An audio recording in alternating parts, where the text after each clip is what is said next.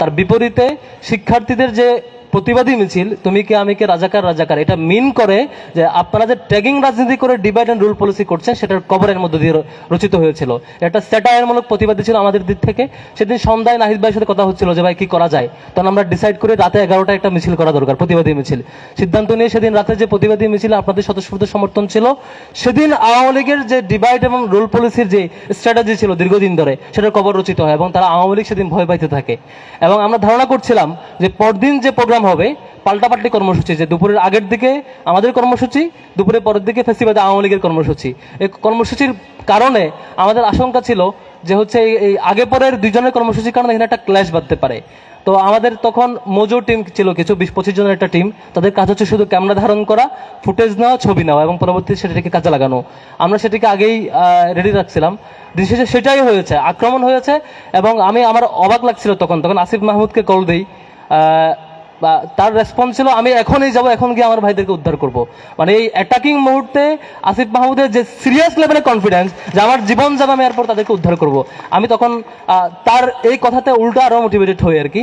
তখন আমরা সেদিন পারি নাই, আমাদের মজুর টিম তখন ফুটেজগুলো ধারণ করে, এই যে আপনারা যে দেখেছেন যে পরে ছবিগুলো আসছে, আমরা বিকেলের মধ্যে ছবিগুলো ফিল্টারিং করি যে কোনগুলো দেওয়া যায়, তারপর কোলাবোরেট করে সবগুলো ছবি বাইরে দেই।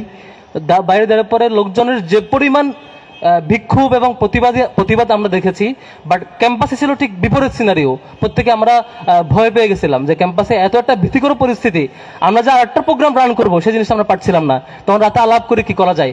এদিকে আমাদের তখন সভাপতি ছিল সাদিক কাইম ভাই, আবার আমাদের সাবেক সভাপতি সিবগতুল্লাহ ভাই, দুজনেই বলছিলেন যে কোনো মূল্যে এখান থেকে মনোবল আমাদের ফিরিয়ে আনতে হবে, নয়তো এখানে আমাদের আন্দোলন এখানে শেষ। কিভাবে মনোবল ফেরানো যায়, এদিকে নাহিদ ভাই এবং আসিফ ভাই তারাও কমিটেড যে কোনোভাবে আমাদের মনোবল ফেরাতে হবে।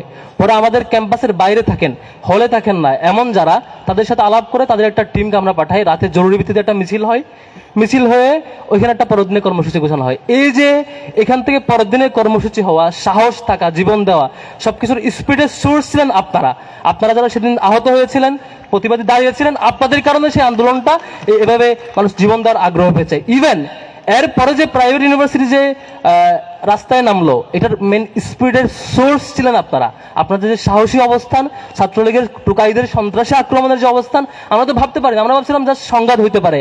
আমরা দেখেছি যারা টুকাই নিয়ে আক্রমণ শুরু করে, তার বিপরীতে আমাদের নারী শিক্ষার্থীদের, আমাদের আপুদের, আমাদের ভাইদের যে অবস্থান ছিল, সেখান থেকে আমরা আগ্রহী হয়ে মোটিভেটেড হয়ে পরবর্তীতে আমাদের লিডিংয়ে যারা ছিলেন তারা যেমন মোটিভেটেড ছিলেন, সারা দেশের প্রত্যেকে মোটিভেটেড ছিলেন। আমরা যেমন হিরোদেরকে স্মরণ করব এবং হিরোদের আক্রমণের মুখোমুখি পরবর্তীতে প্রাইভেট ইউনিভার্সিটি যে সকল ভাইয়েরা আন্দোলনে নেমে গেছিলেন তাদেরকেও নিশ্চয়ই আমরা স্মরণ করবো। তারা মাঠে নেমেছিলেন বলে পরবর্তীতে আমাদের 9 দফা দেওয়া কিংবা 9 দফা কন্টিনিউ করা সবগুলো সফল হয়েছে। ছাত্র শিবির আমাদের দিক থেকে আমরা বেশি কিছু করি নাই, আমরা দলমতের পরিচয়ের ঊর্ধ্বে এসে আমাদের যেটুকু রিসোর্স ছিল আমরা চেষ্টা করেছি ফ্যাসিবাদী আওয়ামী লীগের বিরুদ্ধে আমাদের যতটুকু কন্ট্রিবিউট করা যায়। আমরা সৌভাগ্যবান যে আপনাদের এই তৈরি করা আন্দোলনে, আপনাদের জনমতের পরিচয়, ধর্ম, বর্ণ, দলের পরিচয় ঊর্ধ্বে আসা আন্দোলনে আমরা ছোট্ট অংশ হয়ে আপনাদের সাথে থাকতে পেরেছিলাম, যার ফলশ্রুতিতে ফ্যাসিবাদী আওয়ামী লীগের বিলুপ্তি হয়েছে।